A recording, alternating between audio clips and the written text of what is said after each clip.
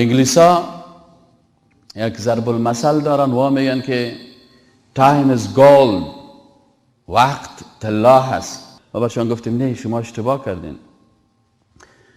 تایم وقت نمیتونیم که ما با طلا مقایسه بکنیم. چرا؟ به خاطر ازی که اگر طلا، یک کسی 100 گرم طلا سال گذشته داشت، این 100 گرم طلای ازی از دستش رفت، دزد برد. این میتونه که امسال پس زحمت بکشه، پس برای خود 200 گرم طلا بخرن.